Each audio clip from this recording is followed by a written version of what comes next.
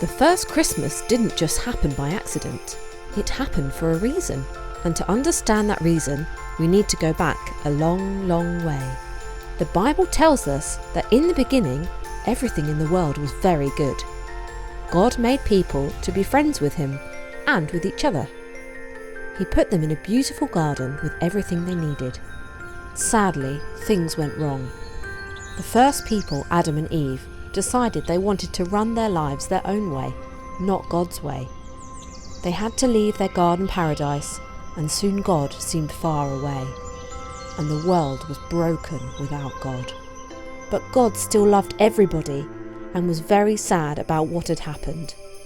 He decided to do something about it and chose a man called Abraham. God promised Abraham that through his children, he would help to fix the world. Over many years, Abraham's descendants became the Jewish people and lived in Israel, the land that God had given them. Time passed. God's people kept getting into trouble, but God always rescued them. He sent messengers to remind them who he was and to guide them back to him. In order to protect and lead his people, God gave them kings. The greatest and best of those kings was David, from a place called Bethlehem. In time, people built a big temple where they could be closer to God. But despite the messengers, the kings and the temple, God still seemed far away. God made many promises to his people that one day a special king would come who would bring God and people back together again. The Jewish people kept waiting for a child to be born who would be the promised king. Finally, 2,000 years ago, things began to happen. The first thing that happened was that an angel appeared to an old man called Zechariah who served in the temple. The angel told him that after a lifetime of waiting, his wife Elizabeth would have a baby son. This boy would be someone special.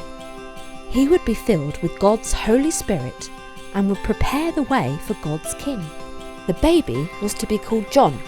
Later in the Bible, we read how John made people ready for God's king by baptizing them in water as a sign that their sins had been washed away and their lives were clean. But the really important thing was what happened at almost the same time in a town called Nazareth. A young girl called Mary lived there, and she loved God.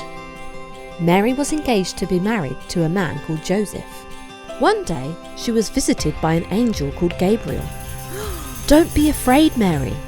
God is pleased with you," Gabriel said. "You are going to become pregnant. The boy you will have will be called Jesus, and he will be great."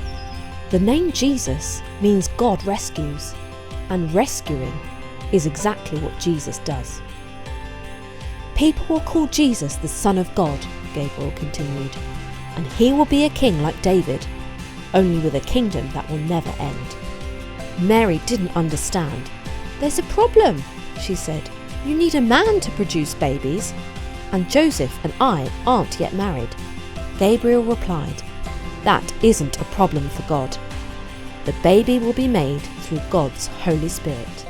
This tells us that Jesus was not going to be an ordinary human being like you or me, but God as well. Mary bowed her head. "I am God's servant. May your promises come true." She was so filled with joy that she sang a song to God, praising him for what he was doing for his people. Joseph was not happy when he heard that the girl he was going to marry was pregnant. But he had a dream in which an angel spoke to him, telling him not to worry. Mary had done nothing wrong, and the baby who was coming had been made by the Holy Spirit. You might have expected that Mary would stay in Nazareth to have her baby, but God had other plans. At this time, Israel was controlled by the powerful Roman Empire, ruled by Caesar Augustus.